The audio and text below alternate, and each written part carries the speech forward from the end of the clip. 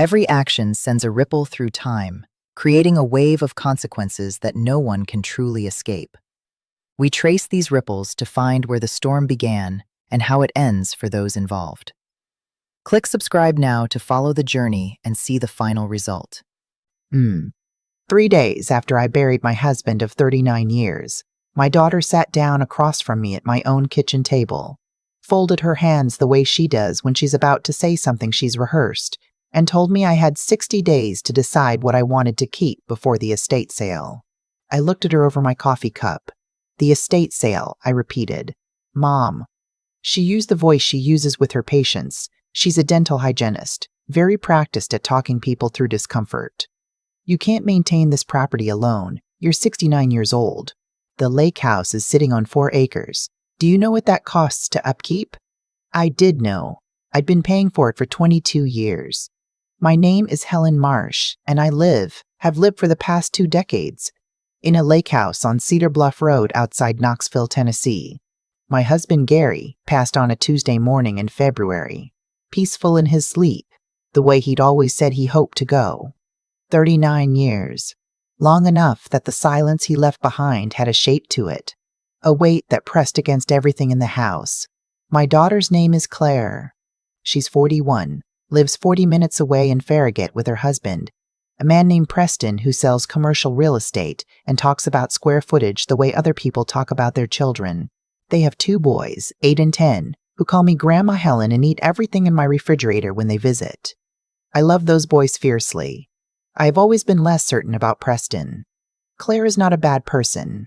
I want to be clear about that, because this story could make her sound like one, and the truth is more complicated.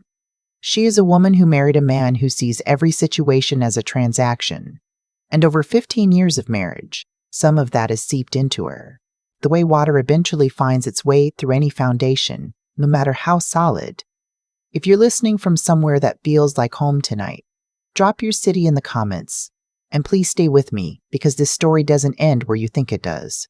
Gary and I met in 1984 at a computer trade show in Atlanta.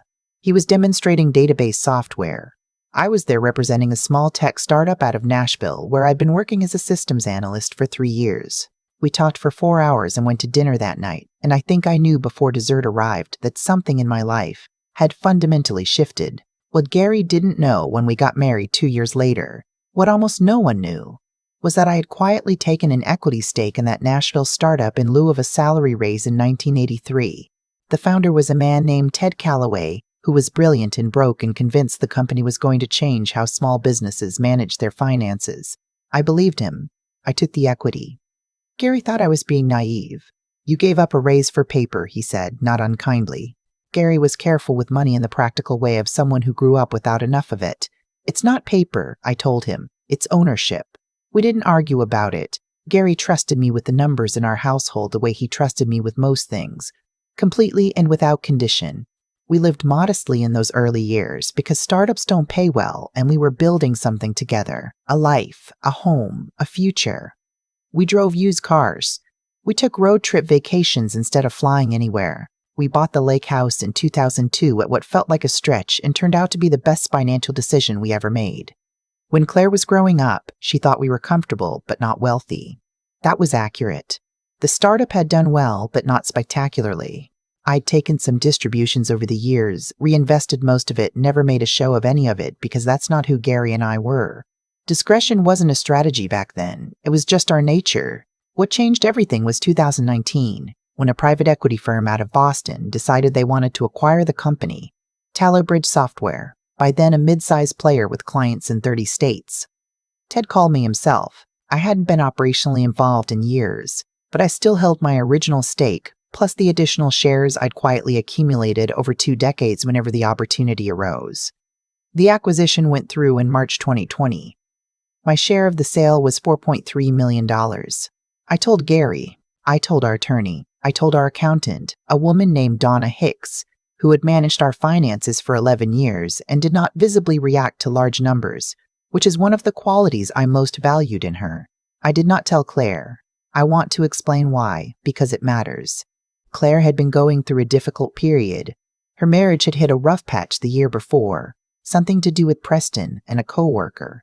something that got repaired but never quite returned to its original shape. She and I had spent a lot of that year talking, really talking, more than we had in a long time. I didn't want to introduce money into that space. I didn't want her looking at me differently. And honestly, I had watched Preston's eyes when we talked about the lake house, the way he did quick mental calculations whenever the subject of property values came up. I filed that observation away the way you file things you hope you'll never need, so I said nothing. I deposited the money quietly, instructed Donna to restructure our investment accounts, and continued living exactly as we had before. Same lake house, same practical sedan, same Tuesday morning volunteer shift at the literacy center in Knoxville. Gary died knowing. We spent those last years traveling, finally. Italy, Portugal, a road trip up the Pacific coast that took 3 weeks and felt like a dream. We did it without announcing it, without making a production of suddenly having money because that wasn't us. Our friends assumed we'd saved well. Our family assumed we were dipping into retirement funds. Nobody asked too many questions. Then Gary was gone, and the silence moved in, and 61 days later, my daughter sat at my kitchen table and talked to me about an estate sale. That day, I asked her to give me some time. She said of course and squeezed my hand and left. I stood at the kitchen window for a long time watching the lake. It was February, gray and still. Gary had loved this lake in winter. Said it was the most honest version of a beautiful thing. Over the next few weeks, I noticed things I'd previously been too deep in grief to register. Preston coming by twice to check on me, and spending most of both visits walking the perimeter of the property, measuring distances with his eyes the way men like him do. Claire mentioning, almost casually, that a neighbor 2 roads over had recently sold 4 lakefront acres for $800,000. Preston's brother-in-law, it emerged, worked for a property management company that handled estate liquidations. Wasn't that convenient? I noticed. But I wasn't ready. I was still in the fog of losing Gary. Still waking up reaching for someone who wasn't there. Still setting 2 coffee cups out of 40 years of habit. I let the weeks pass. The real conversation happened on a Saturday in April. Claire called ahead this time, said she and Preston wanted to come talk about some things, which was enough warning that I made sure I was dressed properly and had my wits fully about me before they arrived. They sat together on my living room couch, which is a thing they do that I have always found mildly theatrical, presenting a united front against a 69-year-old woman in her own home. Preston spoke first, which told me everything about how this had been orchestrated. Helen, we've been talking and we're worried, genuinely worried. This property is a lot for one person. I've managed it for 22 years, I said. With Gary, Claire said. Mom, it's different now. The dock needs work. The HVAC is 12 years old. The driveway washed out last fall. These are expensive problems. I'm aware of the driveway. I've already called someone. Preston leaned forward. He has a way of making concern look like authority that I imagine is useful in commercial real estate. Here's the thing, Helen. Property like this. Lakefront acreage. This is a significant asset. Sitting here not being maximized. Not being maximized. I looked at him. What Preston means, Claire said quickly, is that you could liquidate this asset at a really favorable moment. The market is strong right now. We've done some research. A property like this could realistically list at $900, maybe $950. That's life-changing money. I have a life, I said. This is where it's located. Mom. Claire reached over and took my hand. Her eyes were genuinely worried. And that was the thing that made it hard. She wasn't performing. She was actually afraid for me, in her way. She'd just been steered so thoroughly by the man beside her that her fear had been redirected into his agenda. I can't sleep sometimes thinking about you out here alone. What if something happened? What if you fell or got sick or there was a storm? You're 4 miles from the nearest neighbor. I have a phone. I have neighbors down the road. I have friends. You have memories, Preston said, not unkindly. And I respect that. But memories aren't going to fix the HVAC or repair the dock. At some point, this place becomes a burden instead of a blessing. They had a plan, naturally. They'd spoken to a senior living community in West Knoxville called Sycamore Ridge. Independent living, they were careful to say, not assisted living.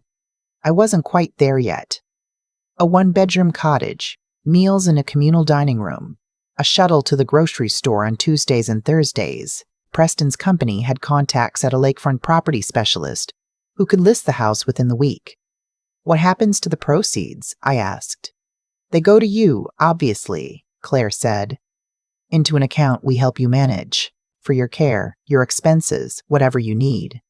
An account they help me manage. I thought about Donna Hicks and what she would say if I told her this conversation had happened. Donna would say something unprintable, delivered in a perfectly level tone. And the furniture? I asked. The contents of the house. Preston waved a hand. We can sort through it. Keep what's meaningful. Donate the rest. There are services that handle estate contents. Very efficient. Very efficient. My furniture, which I'll come back to, handled very efficiently.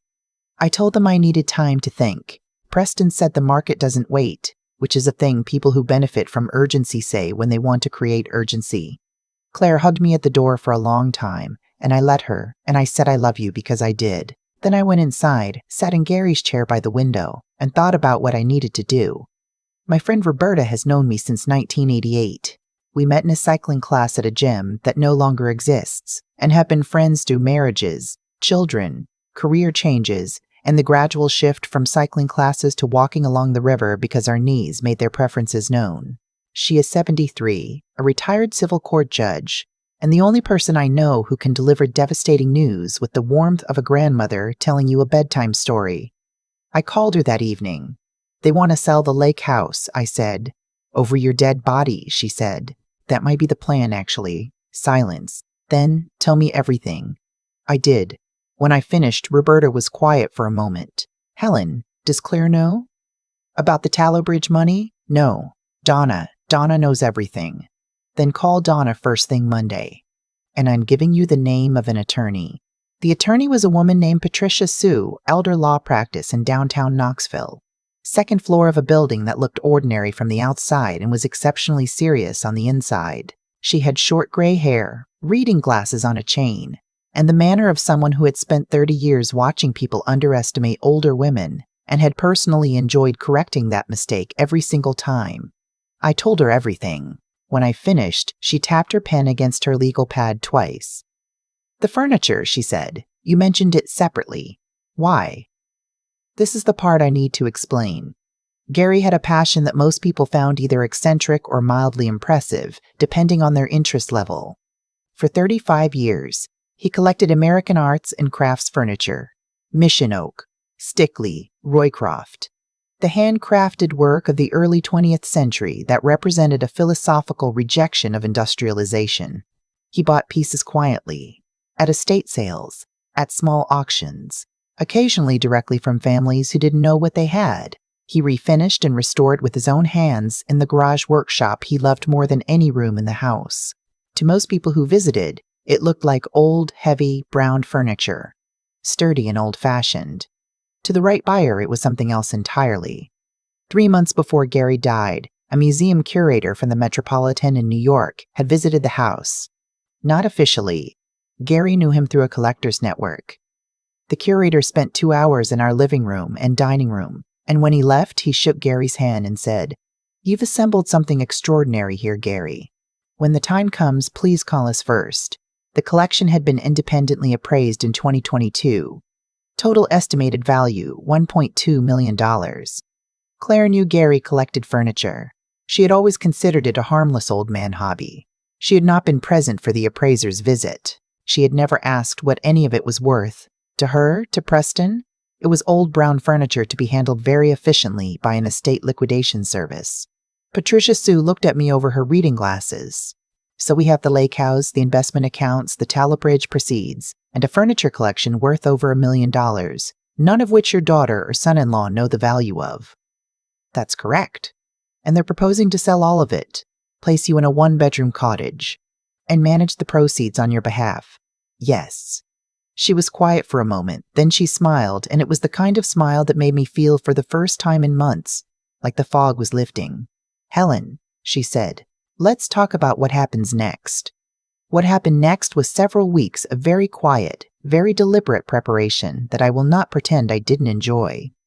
Donna restructured the investment accounts into a framework Patricia had designed. The furniture collection was photographed and documented by the appraiser who'd originally assessed it. Patricia prepared what she called a comprehensive asset disclosure, a document that laid out with full legal precision exactly what I owned and what it was worth. She also put me in touch with a financial capacity evaluator, a clinical neuropsychologist named Dr. Fren. Marcus Webb, who assessed my cognitive function across 4 hours of testing and produced a notarized report concluding, in clinical language, that I was sharper than most 50-year-olds he evaluated. In the meantime, Claire called twice to ask if I'd thought more about Sycamore Ridge. I told her I was still processing. She said she understood and that Preston had spoken to the listing agent and the property could go on the market with 2 weeks' notice. I said thank you for looking into it. I also started keeping notes. Dates, times, the specific words used in each conversation. Patricia had suggested it. Every time Preston mentioned maximizing the asset, or Claire referenced the practicalities of my situation, I wrote it down in a small notebook I kept in the drawer beside the kitchen sink. 4 weeks after my first meeting with Patricia, I called Claire. I've made some decisions, I said. I'd like to sit down with you and Preston and go through everything properly. Could you come to Patricia Sue's office on Thursday? 2 o'clock. A pause. Your lawyer. My attorney, yes. I want to make sure everything is handled correctly. Isn't that what you've been encouraging? Another pause. Of course. Yes, we'll be there. I heard her say something to Preston after she thought she pulled the phone away. She said it's happening, he said finally. I arrived at Patricia's office 20 minutes early. The conference room had a long table and windows that looked down onto the street. Patricia had arranged several folders in a row at one end of the table, which I recognized as deliberate stagecraft and appreciated. Ready? She asked. I've been ready for 22 years, I said. I just didn't know it until 2 months ago. Claire and Preston arrived together at 2 on the dot. Preston, in a blazer and the particular expression of a man expecting to close a deal. He carried his own folder, printed documents I could see the corners of. Claire looked tired and hopeful and a little guilty, which told me some part of her understood that what they were doing was not entirely right, even if she'd let herself be convinced it was necessary. Helen. Preston extended his hand. Thank you for being practical about this. I shook it. Let's get started. We sat. Patricia introduced herself as my attorney and outlined the purpose of the meeting, to ensure that all decisions regarding my assets were made with full information and transparent process. Preston immediately tried to take control of the agenda. He opened his folder, slid a document across the table. We've had an offer already on the property. Pre-market, all cash, 7 days to close, $910,000. I know we said $950, but given the dock repairs, Preston. Patricia said pleasantly, let's start with something else. Helen, would you like to begin? I opened the first folder. Claire, I said, I want to tell you something about your father that I should have told you years ago. She looked confused. What about Dad? What did you think he did? For work? He was in tech, software, some kind of project manager. Preston, mid-level IT. I always figured, no offense, Helen. No offense, Preston. Your father was a project manager in the early years, that's true. But he left corporate work in 1989 to start his own consulting practice. And I was not, as you've always seemed to assume, simply managing the household. I slid the first document across, the partnership agreement from Tallow-Bridge Software, dated 1983, showing my original equity stake of 8%, and subsequent documentation of additional share acquisitions over 22 years. Claire stared at it. What is this? This is how I spent my career, I said simply. I was a minority shareholder in a software company for 37 years. I wasn't cleaning the house and attending book club. I was on the phone with the board 3 times a year for 3 decades. But I always said I worked in tech early on and then stepped back. That was true. I stepped back from the office. I didn't step away from my stake. Preston picked up the document. His expression had not quite changed yet, but something behind his eyes had shifted. The second folder contained the acquisition documents from 2020 and the wire transfer confirmation. Claire read the number twice. $4.3 million, she said quietly. That's what my stake sold for, yes. Mom. Her voice was strange. Why didn't you tell us? Because I was watching, I said. And I wanted to see who you were when you thought I had nothing. That landed. Claire flinched.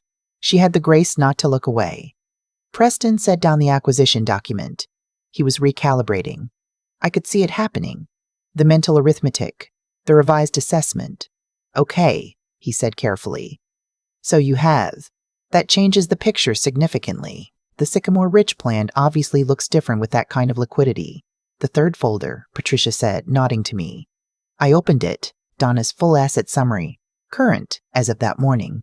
Read aloud by Patricia with the precision of someone who has delivered financial testimony in court before.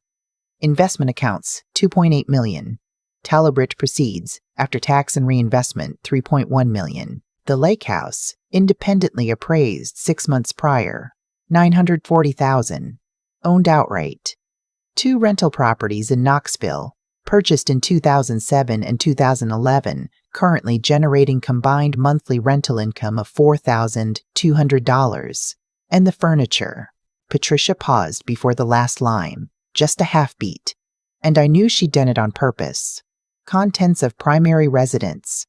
American Arts and Crafts Furniture Collection. Independently appraised March 2022. Estimated value $1.2 million. Silence. Preston's folder sat unopened in front of him. 1.2. Claire looked around the room as if it had changed shape. The furniture in your living room. Your father's life work, I said, which you were planning to have handled very efficiently. I didn't know. Her voice was small. No, you didn't ask. There's a difference, but I've thought about it and I understand that in your mind they look the same. Preston had recovered enough to try one more angle. Helen, this is wonderful, genuinely.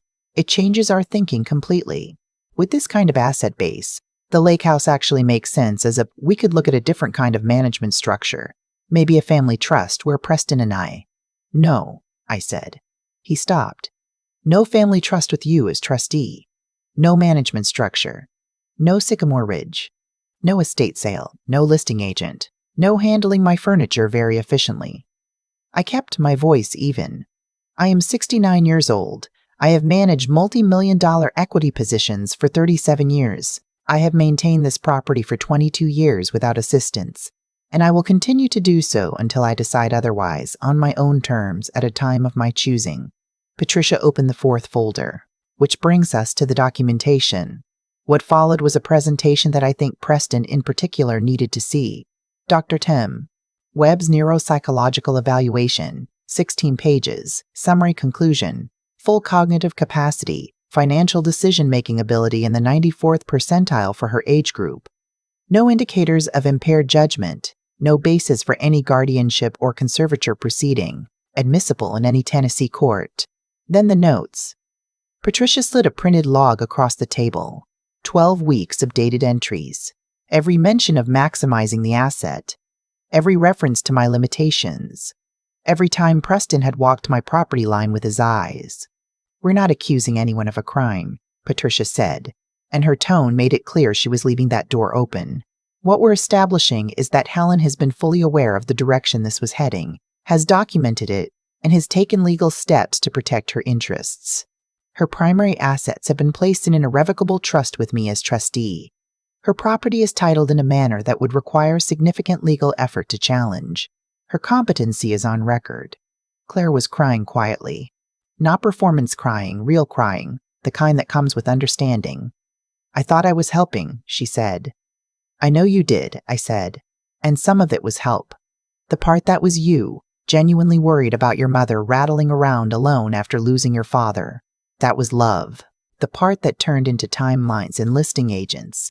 And an estate sale 61 days after I buried your father. That was Preston. Preston started to speak.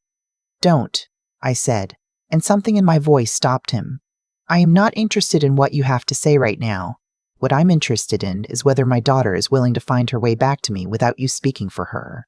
The room was very quiet for a long moment. Then Claire looked at her husband, and I watched her face, the face I had known since she was 3 days old, go through something I can only describe as a reckoning. Preston, she said, I think you should wait outside. He looked at her. Please, she said. I need to talk to my mother." He gathered his unopened folder and left. The door closed. Claire and I sat across from each other in the quiet room with the windows looking out over Knoxville and didn't speak for almost a full minute. "I'm sorry," she finally said. "Mom, I'm so sorry." "Tell me," I said. "Not the apology. Tell me what you actually understand." She thought about it. "She's always been careful, my daughter, more careful than she gets credit for. I understand that I let Preston's way of seeing things become my way of seeing things. And I understand that I looked at you after Dad died, and I saw the property and the maintenance costs, and I stopped looking at you, at who you actually are." "That's right," I said. "I didn't know about the business, about any of it." "No. But here's what I need you to sit with, Claire. You also didn't ask. You assumed your mother had spent 40 years in the background, and you based a plan on that assumption, and you didn't think to question it. That's not Preston. That's you." She absorbed that. "You're right." We sat for another moment. "Where does this leave us?" she asked. "That depends on what you do next, not just today, not just with an apology. What you do going forward, whether you come to me as my daughter or as Preston's deputy, whether you start asking questions instead of presenting plans." "And Preston? That's your life," I said. "I'm not asking you to leave your marriage. I'm asking you to find yourself inside it again. Because the woman who sat on that couch with a listing agent's timeline and called it protecting her mother, that's not who I raised, and I'd like her back." She nodded very slowly, tears running down her face in that quiet, undramatic way. "Can I come to Thanksgiving?" she asked, which was such a strange, specific thing to say that it almost made me laugh. "You can come to Thanksgiving," I said. "Bring the boys. Do not bring any proposals." She laughed through her tears, which was the sound I'd been hoping to hear since February. That was a year and a half ago. The lake house is still mine. I had the dock repaired in May, hired a proper contractor, paid for it myself with the same ease I've paid for everything for 20 years. The HVAC was replaced in June. It cost $8,000, which I noted with satisfaction as roughly what Sycamore Ridge would have charged me per month for the privilege of a communal dining room. Preston and I have arrived at a functional civility. He no longer walks my property with his eyes, or if he does, he has learned to be subtle about it. Claire and I talk twice a week, real conversations, the kind we had during her difficult year, the kind where she tells me things she's actually thinking rather than things she's decided I should hear. She started therapy last spring, individual sessions, and while I'd never presumed to call that my doing, I will say the timing was not coincidental. The furniture stays exactly where it is. I've added a piece, actually, a Gustav Stickley sideboard Gary had been looking for since 2003. I found it at an estate sale in Chattanooga last October and bought it without asking anyone's permission, which is the only way purchases should be made when you are 69 years old and have earned every dollar in your accounts. The foundation Gary and I talked about for years but never formally established is now established. The Gary and Helen Marsh Fund for Literacy and Elder Rights, administered through the Community Foundation in Knoxville, funds two things: reading programs at Title I schools, because that's who Gary was, and legal assistance for older adults facing financial coercion, because that's who I turned out to be. We've helped 6 families in the first year.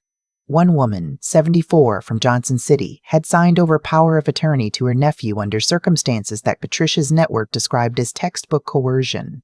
We got her a lawyer. She got her accounts back. She called me and said something I keep written on a note card about the kitchen sink. I forgot I was allowed to fight back. I haven't forgotten. This morning I had coffee on the back porch watching the lake in early light. The water was completely still, that particular stillness that happens just after dawn when the world hasn't started moving yet. Gary loved this time of day. I used to sleep through it. He was always the early riser, always had the coffee ready before I made it downstairs. Now I'm up before 6 most days. Something about the silence that I've learned to be with instead of run from. My phone showed a message from Claire bringing the boys Saturday. Can we take the kayaks out? I wrote back, I'll have them ready. Roberta is coming for dinner tonight.